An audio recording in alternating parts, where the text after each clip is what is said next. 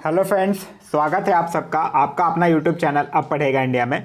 आज हम लोग इस वीडियो में देखेंगे बिहार दरोगा प्रारंभिक परीक्षा 2021 के लिए जो हम लोगों ने super fast revision series start कर रखा है। उस सीरीज में आज आगे बढ़ते हुए हम लोग देखेंगे रिवीजन सेट नंबर 28।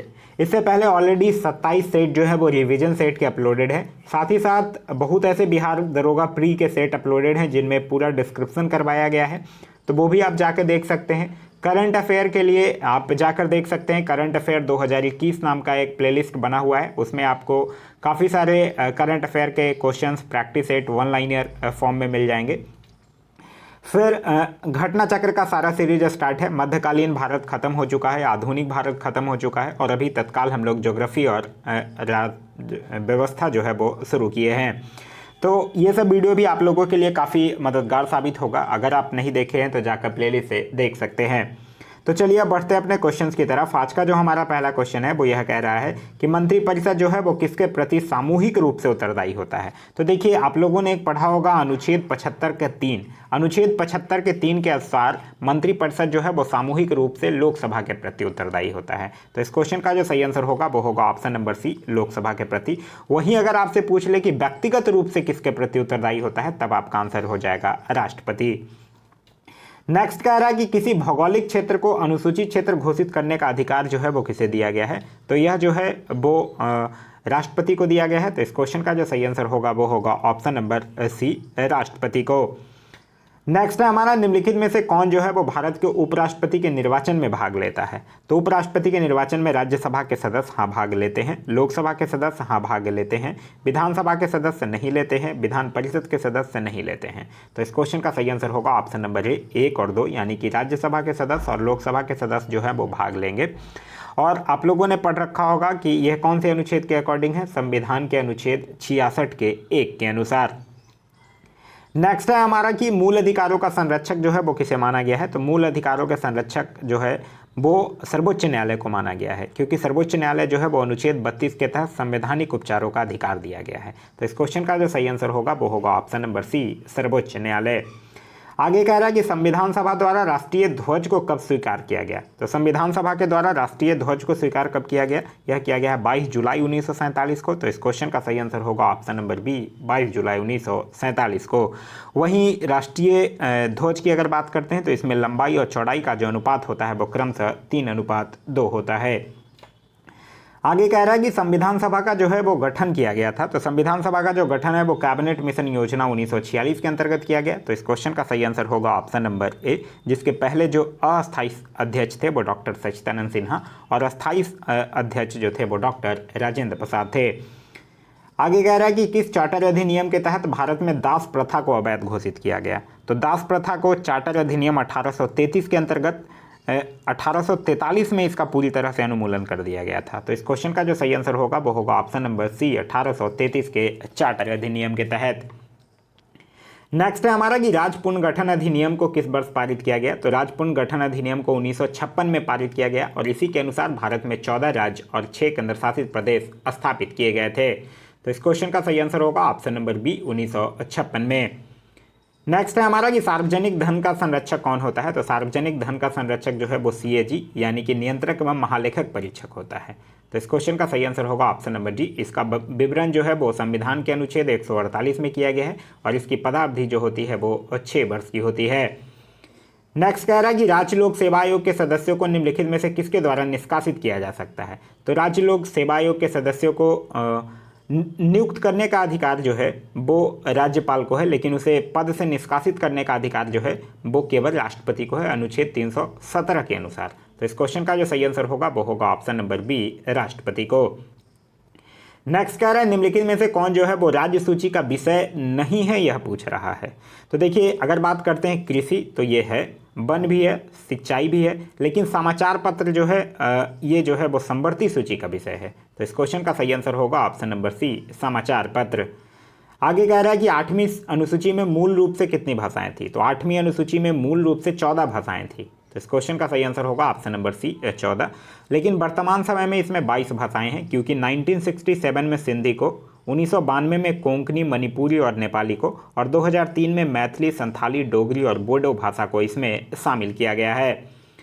आगे कह रहा है कि आधुनिक कंप्यूटर की खोज जो है वो सर्वप्रथम किस वर्ष हुई थी। तो आधुनिक कंप्यूटर की खोज जो है वो सर्वप्रथम 1946 में हुआ था। तो इस क्वेश्चन का जो सही आंसर होगा वो होगा ऑप्शन नंबर ए 1946। और चार्ल्स बेबेज को कंप्यूटर का पितामह कहा जाता है। एक चीज़ और याद रखिएगा, 2 दिसंबर को कंप्यूटर साक्षरता दिवस मनाया जाता है। नेक्स्ट है हमारा मार्डेका कप का संबंध जो है वो किस खेल से है। तो इसका संबंध जो है वो फुटबॉल से है ये। और साथ ही साथ याद रखिएगा, रोबर्स कप, डुरंट कप, संतोष ट्रॉफी, ये सब का संबंध जो है फुटबॉल से है। तो इस क्वेश्चन का सही आंसर होगा ऑप्शन नंबर बी, फुटबॉल से। नेक्स्ट है हमारा चरित्रहीन पुस्तक के लेखक निम्नलिखित में से कौन है। तो चरित्रहीन पुस्तक के लेखक हैं शरद चंद्र चट्टोपाध्याय। तो इस क्वेश्चन का सही आंसर होगा वो होगा ऑप्शन नंबर सी, शरद चंद्र चट्टोपाध्याय। नेक्स्ट है हमारा निम्नलिखित में से कौन जो है वो जननायक के उपनाम से प्रसिद्ध हैं। तो जननायक के उपनाम से प्रसिद्ध हैं कर्पूरी ठाकुर। तो इस क्वेश्चन का सही आंसर होगा ऑप्शन नंबर सी। और अगर लोकनायक पूछ दे तो लोकनायक के नाम से प्रसिद्ध हैं जयप्रकाश नारायण। नेक्स्ट हमारा बिरजू महाराज का संबंध जो है वो किस शास्त्रीय नृत्य से है। तो इनका संबंध जो है वो कथक से है। तो इस क्वेश्चन का सही आंसर होगा option number B, Kathak. Birju Maharaj हो गया, लच्छू महाराज, सुखदेव महाराज, सितारा देवी, ये सब का संबंध जो है वो कथक से है। नेक्स्ट हमारा अंतर्राष्ट्रीय परमाणु ऊर्जा अभिकरण यानी IAEA का मुख्यालय कहाँ स्थित है। तो इसका मुख्यालय जो है वो वियना में स्थित है। तो इस क्वेश्चन का जो सही आंसर होगा वो होगा option number C, Vienna Austria में है। और इसका गठन जो है वो 1957 में हुआ है। नेक्स्ट है हमारा हिंदुस्तान एरोनॉटिक्स लिमिटेड की स्थापना जो है वो किस वर्ष की गई है। तो हिंदुस्तान एरोनॉटिक्स लिमिटेड की स्थापना 1940 में, और इसका मुख्यालय जो है वो बेंगलुरु में स्थित है। नेक्स्ट है हमारा अंतर्राष्ट्रीय न्यायालयों में न्यायाधीशों की नियुक्ति जो है वो कितने वर्षों के लिए होती है। तो अंतर्राष्ट्रीय न्यायालय में न्यायाधीशों की नियुक्ति जो है वो 9 वर्षों के लिए होती है। इसमें कुल न्यायाधीशों की संख्या जो है वो 15 है, और इसका मुख्यालय जो है वो नीदरलैंड द हेग में स्थित है। नेक्स्ट कह रहा है कि निम्नलिखित में से किस शासक को शिलादित्य कहा गया है। तो यह कहा गया है हर्षवर्धन को। तो इस क्वेश्चन का जो सही आंसर होगा वो होगा ऑप्शन नंबर डी, हर्षवर्धन को। हर्षवर्धन से याद रखिएगा, हर्षवर्धन के शासनकाल में ही एक चीनी यात्री हेनसोंग जो था वो भारत आया था। नेक्स्ट कह रहा है कि किस वंश के शासनकाल में 3 संगमों का आयोजन किया गया था। तो यह कौन से वंश में किया गया था। पांडव वंश के शासनकाल में किया गया था। तो इस क्वेश्चन का जो सही आंसर होगा वो होगा ऑप्शन नंबर बी। नेक्स्ट कह रहा है कि किस वंश के शासकों ने सर्वाधिक समय तक दिल्ली सल्तनत पर शासन किया था। तो सर्वाधिक समय तक कौन किया है, तुगलक वंश ने किया है। तो इस क्वेश्चन का सही आंसर होगा ऑप्शन नंबर डी, तुगलक वंश, 1320 से लेकर 1414 तक। नेक्स्ट कह रहा है कि खतौली का युद्ध कब हुआ था। तो खतौली का युद्ध जो है वो 1518 में इब्राहिम लोदी और राणा संगा के बीच हुआ था, जिसमें कि इब्राहिम लोदी जो है वो हार जाता है। तो इस क्वेश्चन का जो सही आंसर होगा वो होगा ऑप्शन नंबर ए, 1518 में। खतौली की अगर हम लोग बात करते हैं तो खतौली नामक जो स्थान है वो वर्तमान समय में उत्तर प्रदेश में स्थित है। नेक्स्ट कह रहा है कि किस शासक के शासनकाल में उपनिषदों का फारसी भाषा में अनुवाद किया गया है। तो यह किया गया है शाहजहां के शासनकाल में। तो इस क्वेश्चन का जो सही आंसर होगा वो होगा ऑप्शन नंबर डी। आप लोगों ने पढ़ रखा होगा कि शाहजहां जो है वो 52 उपनिषदों का अनुवाद जो है वो सीरे अकबर में किया था। नेक्स्ट कह रहा है बटलर कमेटी 1927 का उद्देश्य था। तो बटलर कमेटी का उद्देश्य क्या था, भारत सरकार एवं देशी राज्यों के मध्य संबंधों को सुधारना। तो इस क्वेश्चन का जो सही आंसर होगा वो होगा ऑप्शन नंबर सी। नेक्स्ट है हमारा कि डेक्कन एजुकेशन सोसाइटी की स्थापना निम्न में से किसने की थी। तो डेक्कन एजुकेशन सोसाइटी की स्थापना जो है वो 1880 ईस्वी में बाल गंगाधर तिलक के द्वारा किया गया था। तो इस क्वेश्चन का जो सही आंसर होगा वो होगा ऑप्शन नंबर बी, बाल गंगाधर तिलक। और डेक्कन एजुकेशन सोसाइटी का मुख्य उद्देश्य था देश में शिक्षा एवं संस्कृति का विकास करना। नेक्स्ट कह रहा है निम्नलिखित नेताओं में से कौन जो है वो स्वदेशी के समर्थक थे। तो स्वदेशी के समर्थक कौन थे, अरविंद घोष। तो इस क्वेश्चन का सही आंसर होगा option number B, Arvind Ghosh. इन्होंने अंग्रेजी माध्यम में एक वंदे मातरम पत्रिका का भी प्रकाशन किया था। नेक्स्ट कह रहा है वर्नाकुलस प्रेस एक्ट को किस गवर्नर जनरल के शासनकाल में पारित किया गया था, यह पूछ रहा है। तो वर्नाकुलस प्रेस एक्ट को पारित कौन किया था, लॉर्ड लिटन ने। तो इस क्वेश्चन का जो सही आंसर होगा वो होगा option number B, Lord Lytton. और फिर याद रखिएगा लॉर्ड रिपन जो है वो इसको हटा देता है। नेक्स्ट कह रहा मुस्लिम लीग द्वारा प्रत्यक्ष कार्यवाही दिवस कब मनाया गया था। तो यह मनाया गया था 16 अगस्त 1946 को। तो इस क्वेश्चन का जो सही आंसर होगा वो होगा ऑप्शन नंबर सी, 16 अगस्त 1946 को। नेक्स्ट कह रहा है कि एक ही कब्र से 3 मानव कंकाल जो है वो किस स्थान से प्राप्त हुए हैं। तो यह कहाँ से प्राप्त हुआ है, दमदमा से। तो इस क्वेश्चन का जो सही आंसर होगा वो होगा ऑप्शन नंबर ए, दमदमा से। एक चीज़ और पूछा जाता है, यह तो है कि एक ही कब्र से 3 मानव कंकाल। एक पूछा जाता है कि कौन सा ऐसा स्थान है जहां मानव के साथ कुत्तों को दफनाए जाने का प्रमाण मिलता है, तो वो है बुर्ज होम। नेक्स्ट कह रहा है आयुष्मान भारत योजना में केंद्र तथा राज्य का अनुदान क्रमशः किस अनुपात में होता है, तो यह 60 और 40 के रेशियो में होता है। तो इस क्वेश्चन का सही आंसर होगा ऑप्शन नंबर बी 60:40। वहीं आयुष्मान भारत से याद रखिएगा, इस योजना की शुरुआत जो है वो 23 सितंबर 2018 को किया गया था। इसमें 5 लाख तक की राशि का निःशुल्क जो है वो कैशलेस स्वास्थ्य रहित स्वास्थ्य योजनाओं का उपलब्ध किया गया है। आगे कह रहा है निम्नलिखित में से कौन उत्पादन के 4 प्रमुख कारक हैं, तो उत्पादन के 4 प्रमुख कारण कौन कौन है अर्थशास्त्र के दृष्टि से अगर देखा जाए तो वो है भूमि, श्रम, पूंजी और संगठन। तो इस क्वेश्चन का सही आंसर होगा ऑप्शन नंबर ए। नेक्स्ट है हमारा घटिया वस्तुओं के लिए मांग गिरती है जब, तो घटिया वस्तुओं के लिए मांग गिरती है कब, जब आय बढ़ती है। क्योंकि जब आय बढ़ती है तो लोग क्या करते हैं, हायर क्वालिटी या स्टैंडर्ड वाले वस्तुओं को प्राथमिकता देते हैं। तो इस क्वेश्चन का जो सही आंसर होगा वो होगा ऑप्शन नंबर बी, आय बढ़ती है। नेक्स्ट कह रहा है निम्नलिखित में से किसने बाजार नियम का प्रतिपादन किया था, तो बाजार नियम का प्रतिपादन जो है वो जे.बी. से के द्वारा किया गया था। तो इस क्वेश्चन का जो सही आंसर होगा वो होगा ऑप्शन नंबर डी, जे.बी. से के द्वारा। नेक्स्ट कह रहा है भारत में गरीबी निर्धारण हेतु सी रंगराजन समिति का गठन जो है वो कब किया गया था, तो सी रंगराजन समिति का जो गठन है वो 2012 में किया गया था और फिर 2014 में यह समिति जो है वो अपना रिपोर्ट सौंपती है। नेक्स्ट कह रहा है कि रेड डाटा बुक का संबंध जो है वो निम्न में से किससे है, तो रेड डाटा बुक की अगर बात करते हैं तो इसका संबंध जो है वो विलुप्त के संकट से ग्रस्त जंतुओं से है। तो इस क्वेश्चन का सही आंसर होगा वो होगा ऑप्शन नंबर सी। और इसको जारी कौन करता है, इसको जारी करता है IUCN के द्वारा यह जारी किया जाता है। और IUCN की स्थापना कब हुई थी, इसकी स्थापना हुई थी 1964 में। नेक्स्ट कह रहा है कि निम्नलिखित में से किसने ग्रीन हाउस गैसों की संकल्पना की थी, तो ग्रीन हाउस गैसों की संकल्पना जो है वो सर्वप्रथम 1824 में जोसेफ फोरियर के द्वारा किया गया था। तो इस क्वेश्चन का जो सही आंसर होगा वो होगा ऑप्शन नंबर ए। ग्रीन हाउस गैस की अगर बात करते हैं तो N2O, CO2, CFC, CH4 ये सब जो है वो ग्रीन हाउस गैसों के उदाहरण हैं। नेक्स्ट कह रहा है कि निम्न विकल्पों में से किस देश में सर्वाधिक प्रतिशत जो है वो वनाच्छादित क्षेत्र है, तो यह किस में है, सूरीनाम में है। तो इस क्वेश्चन का सही आंसर होगा ऑप्शन नंबर ए, सूरीनाम में। सूरीनाम में लगभग 95.6% जो है वो वनाच्छादित क्षेत्र है। नेक्स्ट है हमारा निम्नलिखित में से कौन जो है वो सही सुमेलित नहीं है, यह पूछ रहा है आपसे। दुधवा राष्ट्रीय उद्यान टाइगर सुमेलित है, मानस राष्ट्रीय उद्यान हाथी सुमेलित है, राजाजी राष्ट्रीय उद्यान हाथी सुमेलित है, पेरियार राष्ट्रीय उद्यान हुंगल सुमेलित नहीं है। क्योंकि पेरियार राष्ट्रीय उद्यान जो कि केरल में स्थित है यह मुख्य रूप से बाघ और हाथी के लिए प्रसिद्ध है। तो इस क्वेश्चन का सही आंसर होगा ऑप्शन नंबर डी। नेक्स्ट कह रहा है कि कितने भारतीय राज्य जो हैं वो भूटान देश के साथ सीमा साझा करते हैं। भूटान के साथ कौन कौन करेगा, देखिए आसाम करेगा, सिक्किम, पश्चिम बंगाल और अरुणाचल प्रदेश। तो टोटल कितने हो गए, 4। तो इस क्वेश्चन का सही आंसर होगा ऑप्शन नंबर बी, 4। नेक्स्ट कह रहा है यूथांग घाटी जो है वो किस राज्य में स्थित है, तो यूथांग घाटी जो है वो सिक्किम में स्थित है, जिसको कि हॉट स्प्रिंग के नाम से भी जाना जाता है। तो इस क्वेश्चन का सही आंसर होगा ऑप्शन नंबर डी, सिक्किम में स्थित है। नेक्स्ट कह रहा है निम्नलिखित में से कौन सा जल डमरू मध्य जो है वो ऑस्ट्रेलिया और तस्मानिया को अलग करता है, तो ऑस्ट्रेलिया और तस्मानिया को कौन सा जल डमरू मध्य, बॉस जल डमरू मध्य। तो इस क्वेश्चन का जो सही आंसर होगा वो होगा ऑप्शन नंबर बी। नेक्स्ट कह रहा है गेहूं की खेती के लिए क्या आवश्यक है, तो गेहूं की खेती के लिए क्या आवश्यक है, संयंत्र तापमान तथा संयंत्र वर्षा। तो इस क्वेश्चन का जो सही आंसर होगा वो होगा ऑप्शन नंबर बी। नेक्स्ट है हमारा कि प्रायद्वीपीय भारत की कौन सी नदी जो है वो अरब सागर में नहीं गिरती है, तो अरब सागर में नहीं गिरती है कौन, कावेरी। क्योंकि कावेरी जो है वो अरब सागर में ना गिरकर बंगाल की खाड़ी में गिरती है। तो इस क्वेश्चन का जो सही आंसर होगा वो होगा ऑप्शन नंबर ए, कावेरी। और कावेरी नदी के अगर उद्गम की बात करते हैं तो ये कर्नाटक के ब्रह्मगिरी पहाड़ियों से इसका उद्गम होता है। नेक्स्ट कह रहा है कि भारत एवं पाकिस्तान के बीच सिंधु जल समझौता कब हुआ था, तो भारत और पाकिस्तान के बीच सिंधु जल समझौता 1960 में हुआ था। और इस समझौते के अनुसार ही भारत सिंधु तथा उसके सहायक नदी झेलम और चिनाब का केवल 20% जल का ही उपयोग कर सकता है।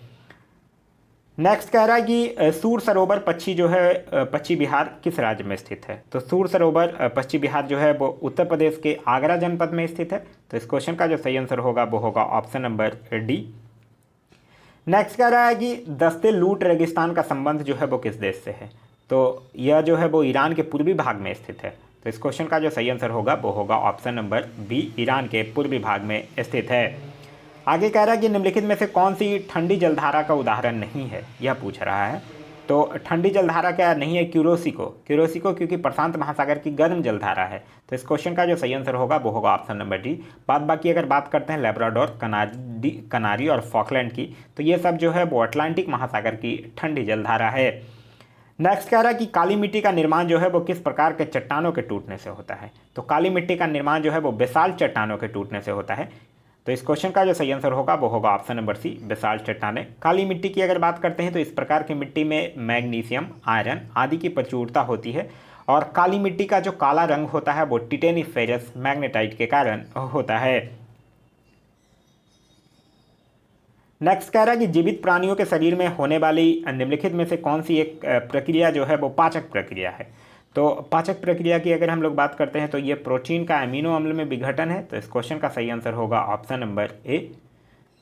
नेक्स्ट कह रहा है कि पूरे शरीर में ऑक्सीजन यानी O2 ले जाने में महत्वपूर्ण भूमिका कौन निभाता है। तो यह निभाता है कौन है, आरबीसी। तो इस क्वेश्चन का जो सही आंसर होगा वो होगा ऑप्शन नंबर सी, लाल रक्त कणिका।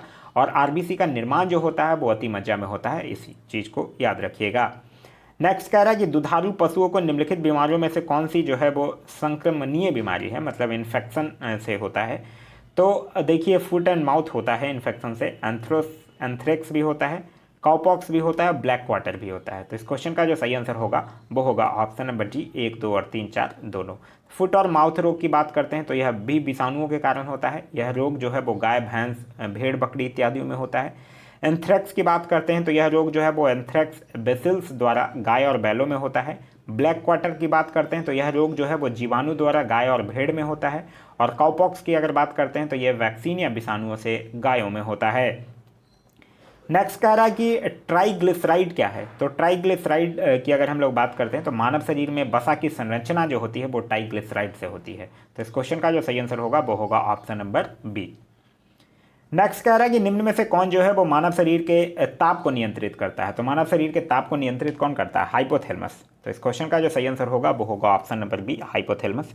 इसके अलावा भी यह जो है वो भूख एवं जल संतुलन का नियमन, कार्बोहाइड्रेट और वसा उपाचय का केंद्र का भी कार्य करता है। नेक्स्ट कह रहा है इंसुलिन हार्मोन है। तो इंसुलिन हार्मोन की अगर बात करते हैं तो इंसुलिन एक प्रकार का हार्मोन है। यह रक्त में शर्करा की मात्रा को नियंत्रित करता है। यह जो है वो पेप्टाइड है। तो इस क्वेश्चन का जो सही आंसर होगा वो होगा option number B, peptide. Next कह रहा है कि निम्न में से कौन जो है वो ग्रीन हाउस गैसों का मुख्य घटक नहीं है। तो ग्रीन हाउस गैसों का मुख्य घटक कार्बन डाइऑक्साइड है, मीथेन है, ओजोन है। तो इस क्वेश्चन का सही आंसर होगा ऑप्शन नंबर सी, ऑक्सीजन नहीं है। नेक्स्ट कह रहा है कि लंबे शरीर तक कठोर शारीरिक कार्य के पश्चात मांसपेशियों में थकान का अनुभव होने का कारण है। तो मांसपेशियों में थकान के अनुभव होने का कारण है लैक्टिक अम्ल का संचय। तो इस क्वेश्चन का जो सही आंसर होगा वो होगा ऑप्शन नंबर डी, लैक्टिक अम्ल का जमा होना। नेक्स्ट कह रहा है क्वेश्चन नंबर 64 कह रहा है तालाबों और कुओं में निम्न में से किसके छिड़काव के कारण मच्छरों को नियंत्रित करने में मदद मिलती है। तो ये गॉम्सिया फिश जो है वो सामान्यतः जो कि मॉस्किटो फिश के नाम से जिसको जाना जाता है, इसी को तालाबों और कुओं में छोड़ने से मच्छरों को नियंत्रित करने में मदद मिलती है। ये होता गया है कि जो मादा गैप्सुआ होता है वो 1 घंटे में लगभग 225 लावा को खा जाता है। तो इस क्वेश्चन का जो सही आंसर होगा वो होगा option number C, gambusia fish.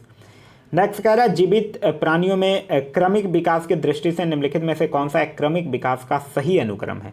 तो सार्क, कच्छप, बिलाव। तो इस क्वेश्चन का जो सही आंसर होगा वो होगा ऑप्शन नंबर बी, मतलब सार्क, टोर्टोइज और ओटर। नेक्स्ट कह रहा है समुद्री जल द्वारा प्राप्त नमक को शुद्ध करने के लिए कौन सा विधि जो है वो प्रयोग में लाई जाती है। तो क्रिस्टलाइजेशन लाया जाता है, मतलब रवाकरण। तो इस क्वेश्चन का जो सही आंसर होगा वो होगा ऑप्शन नंबर ए, रवाकरण। नेक्स्ट कह रहा है निम्नलिखित में से कौन जो है वो धनात्मक आवेश रहित होते हैं। तो धनात्मक आवेश रहित कौन होगा, अल्फा किरणें, जो कि अल्फा कणों से बना हुआ होता है।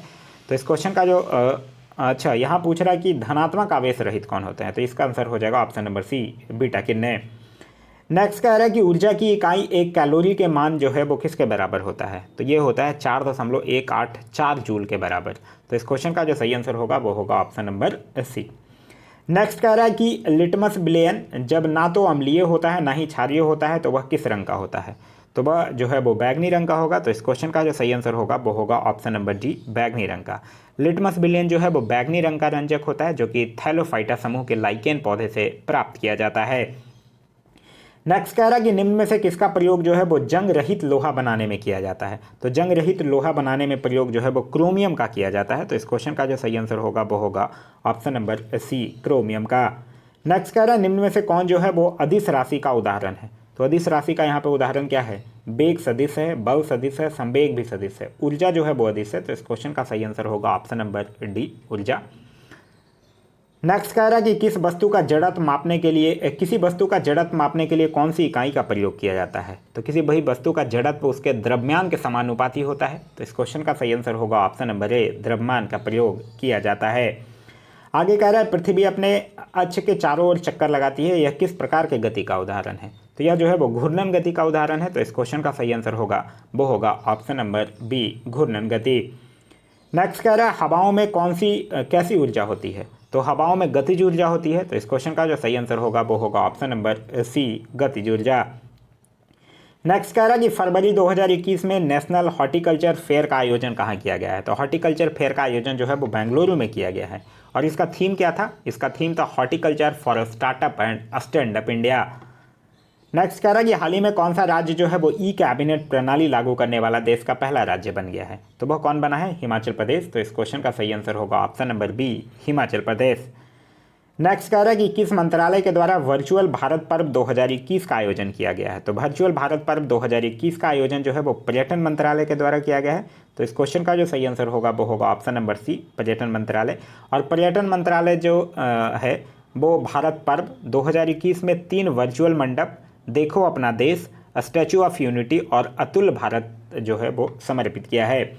नेक्स्ट है हमारा सभी प्रारूपों में 10,000 अंतर्राष्ट्रीय रन बनाने वाले पहली भारतीय महिला क्रिकेटर कौन बन गई हैं। तो उनका नाम है मिताली राज। तो इस क्वेश्चन का जो सही आंसर होगा वो होगा option number A, Mithali Raj. Next है हमारा भारत का सबसे बड़ा फ्लोटिंग सोलर पावर प्लांट जो है वो कहाँ स्थापित किया जा रहा है। तो यह किया जा रहा है तेलंगाना में। तो इस क्वेश्चन का जो सही आंसर होगा वो होगा ऑप्शन नंबर ए, तेलंगाना में। नेक्स्ट है हमारा कि हाल ही में किसे राष्ट्रीय सुरक्षा गार्ड यानी कि एनएसजी का महानिदेशक नियुक्त किया गया है। तो ये क्यों नियुक्त किया गया है? एम.ए. गणपति को। तो इस क्वेश्चन का जो सही आंसर होगा वो होगा option number C, M A. Ganapati. NSG की अगर बात करते हैं तो एनएसजी का मुख्यालय जो है वो नई दिल्ली में स्थित है और इसका आदर्श वाक्य है सर्वोत्तम सुरक्षा। नेक्स्ट कह रहा है कि संस्कृत भाषा के लिए साहित्य अकादमी पुरस्कार 2020 से किसे सम्मानित किया गया है। तो संस्कृत भाषा के लिए साहित्य अकादमी पुरस्कार 2020 से सम्मानित किया गया है महेश चंद्र शर्मा गौतम को। उनकी एक कविता है वैशाली, उसी के लिए उनको यह पुरस्कार दिया गया है। तो इस क्वेश्चन का सही आंसर होगा option number B, Mahesh Chandra Sharma Gautam को। नेक्स्ट कह रहा है कि 67वें राष्ट्रीय फिल्म पुरस्कार के तहत किस अभिनेत्री को सर्वश्रेष्ठ अभिनेत्री का पुरस्कार दिया गया है। तो यह किनको दिया गया है? यह दिया गया है कंगना रनौत को। तो इस क्वेश्चन का जो सही आंसर होगा वो होगा option number B, Kangana Ranaut को। नेक्स्ट कह रहा है कि किस राज्य ने कुपोषण से लड़ने के लिए सामार अभियान का शुरुआत किया है। तो यह किया है झारखंड सरकार ने। तो इस क्वेश्चन का जो सही आंसर होगा वो होगा ऑप्शन नंबर ए, झारखंड सरकार। और इस अभियान को 1000 दिनों के लक्ष्यों के साथ शुरू किया गया है।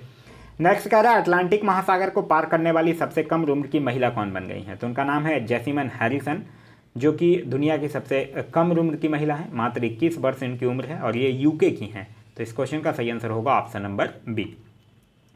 नेक्स्ट कह रहा है हाल ही में किस देश ने दुनिया के सबसे बड़े पवन ऊर्जा संयंत्र के निर्माण की घोषणा किया है। तो यह किया है दक्षिण कोरिया, जो कि 2030 तक विश्व का सबसे बड़ा पवन ऊर्जा संयंत्र निर्माण करेगा। तो इस क्वेश्चन का जो सही आंसर होगा वो होगा ऑप्शन नंबर सी, दक्षिण कोरिया। और कब तक करेगा? 2030 तक करेगा और इसकी क्षमता जो होगी वो 8.2 गीगावाट की होगी। नेक्स्ट कह रहा है कि हाल ही में मारियो खिंची ने किस देश के नए प्रधानमंत्री के रूप में शपथ लिया है। तो मारियो खिंची जो है वो इटली के अगले प्रधानमंत्री के रूप में शपथ ग्रहण किए हैं। तो इस क्वेश्चन का जो सही आंसर होगा वो होगा option number B, Italy. Next कह रहा है प्रसिद्ध पुस्तक Indian 71 year test the journey to triumph in Australia के लेखक कौन है। तो इस पुस्तक के लेखक हैं आर कौशिक। तो इस क्वेश्चन का सही आंसर होगा option number C, R Kaushik. Next कह रहा है कि दिसंबर 2020 को भारतीय अंतरिक्ष अनुसंधान संगठन इसरो ने किस ध्रुवीय प्रक्षेपण यान से नए संचार उपग्रह CMS-01 का सफल परीक्षण किया है। तो यह किया है PSLV C50 से। तो इस क्वेश्चन का जो सही आंसर होगा वो होगा option number D, PSLV C50 से। नेक्स्ट कह रहा है दिसंबर 2020 में अमेरिकी थिंक टैंक कैटो इंस्टीट्यूट एवं कनाडा के फ्रेजर इंस्टीट्यूट द्वारा संयुक्त रूप से जारी मानव स्वतंत्रता सूचकांक में भारत का स्थान क्या रहा है? तो इसमें भारत का स्थान जो है वो 111 रहा है और न्यूजीलैंड को प्रथम स्थान प्राप्त हुआ है। तो इस क्वेश्चन का सही आंसर होगा ऑप्शन नंबर सी 111। नेक्स्ट कह रहा है हाल ही में द्विपक्षीय नौसैनिक अभ्यास बोंगो सागर के दूसरे संस्करण का आयोजन जो है वो किन दो देशों के नौसेनाओं के मध्य किया गया है? तो यह किया गया है भारत और बांग्लादेश के बीच। तो इस क्वेश्चन का जो सही आंसर होगा वो होगा ऑप्शन नंबर सी भारत और बांग्लादेश के बीच। नेक्स्ट कह रहा है स्टार्टअप इंडिया अंतर्राष्ट्रीय सम्मेलन 2021 का आयोजन कहाँ किया गया है? तो स्टार्टअप इंडिया अंतर्राष्ट्रीय सम्मेलन 2021 का आयोजन जो है वो वाणिज्य और उद्योग मंत्रालय के द्वारा किया गया है। तो यह कहाँ किया गया है? हैदराबाद में, नई दिल्ली में किया गया है। तो इस क्वेश्चन का सही आंसर होगा ऑप्शन नंबर सी नई दिल्ली। नेक्स्ट कह रहा है हाल ही में किस राज्य सरकार ने उधम सारथी ऐप को लॉन्च किया है? तो उधम सारथी ऐप को लॉन्च उत्तर प्रदेश सरकार ने किया है। तो इस क्वेश्चन का जो सही आंसर होगा वो होगा ऑप्शन नंबर सी उत्तर प्रदेश। और इसका मुख्य उद्देश्य है कि युवाओं को राज्य भर में स्वरोजगार और नौकरी जो है वो उद्योग से जुड़ी हर जानकारी देना। नेक्स्ट कह रहा है जनवरी 2021 में लॉन्च किए गए इनोवेशन सैंडबॉक्स बे पोर्टल का संबंध जो है वो निम्नलिखित में से किससे है? तो इसका संबंध जो है वो बम्बई स्टॉक एक्सचेंज से है। तो इस क्वेश्चन का जो सही आंसर होगा वो होगा ऑप्शन नंबर डी। नेक्स्ट कह रहा है निम्नलिखित में से किसे डिजिटल इंश्योरेंस का ब्रांड एम्बेसडर बनाया गया है? तो डिजिटल इंश्योरेंस का ब्रांड एम्बेसडर जो है वो विराट कोहली को बनाया गया है। तो इस क्वेश्चन का सही आंसर होगा option number B Virat Kohli. Next कह रहा है हाल ही में किस राज्य के राज्यपाल को कलिंग रत्न पुरस्कार से सम्मानित किया गया है? तो यह किनको किया गया है? विश्व भूषण हरिचंदन को कलिंग रत्न के अवार्ड से सम्मानित किया गया है। तो इस क्वेश्चन का जो सही आंसर होगा वो होगा option number D Andhra Pradesh. देखिए यहाँ आपसे जो क्वेश्चन कह रहा है वो यह कह रहा है कि हाल ही में किस राज्य के राज्यपाल को कलिंग रत्न से सम्मानित किया गया है? तो कलिंग रत्न से किसको सम्मानित किया गया है? यह किया गया है उन गवर्नर का नाम क्या है? विश्व भूषण हरिचंदन। तो इस क्वेश्चन का जो सही आंसर होगा वो होगा option number D Andhra Pradesh के यह गवर्नर थे। नेक्स्ट कह रहा है कि अभी रिसेंटली कुछ गवर्नर भी चेंज हुए हैं, याद रखिएगा। मैं एक बार रिकॉल कर देता हूं उनका नाम। कर्नाटक के बने हैं थावरचंद गहलोत, मिजोरम के बने हैं हरिबाबू कंभप्रति, मध्य प्रदेश के बने हैं मंगूछाई छगन भाई पटेल, गोवा के बने हैं PS श्रीधरन पिल्लई, त्रिपुरा के बने हैं सत्यदेव नारायण आर, झारखंड के बने हैं रमेश बैस, हरियाणा के बने हैं बंडारू दत्तात्रेय और हिमाचल प्रदेश के बने हैं राजेंद्र विश्वनाथ आलंकर। नेक्स्ट कह रहा है कि गोल्डन ग्लोब अवार्ड जीतने वाले प्रथम भारतीय निम्नलिखित में से कौन है? तो उनका नाम है AR रहमान। तो इस क्वेश्चन का जो सही आंसर होगा वो होगा option number B AR Rahman. Next कह रहा है निम्नलिखित में से किस देश के संसद का नाम जो है वो पार्लियामेंट नहीं है? तो देखिए पोलैंड का ही नहीं है, क्योंकि पोलैंड के संसद का नाम सोजिम है। तो इस क्वेश्चन का सही आंसर होगा ऑप्शन नंबर ए पोलैंड। नेक्स्ट कह रहा है संयुक्त राष्ट्र संघ के किस अंग को विश्व की लघु संसद भी कहा जाता है? तो विश्व की लघु संसद कहा जाता है महासभा को। तो इस क्वेश्चन का जो सही आंसर होगा वो होगा ऑप्शन नंबर डी। आप लोगों ने पढ़ रखा होगा संयुक्त राष्ट्र संघ के 6 अंग हैं: महासभा, सुरक्षा परिषद, आर्थिक एवं सामाजिक परिषद, पंचायत परिषद, अंतर्राष्ट्रीय न्यायालय और सचिवालय। नेक्स्ट कह रहा है बाकर का संबंध जो है वो किस खेल से है? तो बाकर कप हो गया, सर्किट कप, राइडर कप, ये सब का संबंध जो है वो गोल्फ से है। तो इस क्वेश्चन का सही आंसर होगा ऑप्शन नंबर सी गोल्फ से। आगे कह रहा है कि पाखू पीला लोक नृत्य का संबंध जो है वो किस राज्य से है? तो पाखू पीला हो गया, खांटम हो गया, चोरोकोन हो गया, ये सब लोक नृत्य का संबंध जो है वो मिजोरम से है। तो इस क्वेश्चन का सही आंसर होगा ऑप्शन नंबर ए मिजोरम से। तो यह था हमारा आज का वीडियो आप लोगों को कैसा लगा कमेंट करके जरूर बताइएगा। साथ ही साथ इस वीडियो से कुछ सीखने के लिए मिला तो एक लाइक जरूर कर दीजिएगा। वीडियो पसंद आया तो अपने दोस्तों के साथ शेयर करना ना भूलें। अभी तक आप इस चैनल पर नए हैं या चैनल को सब्सक्राइब नहीं किए हैं तो चैनल को सब्सक्राइब कर लीजिए और साथ ही साथ बेल आइकन दबा लीजिए ताकि हमारे सारे वीडियो के नोटिफिकेशन आपको मिलते रहें। Thanks for watching.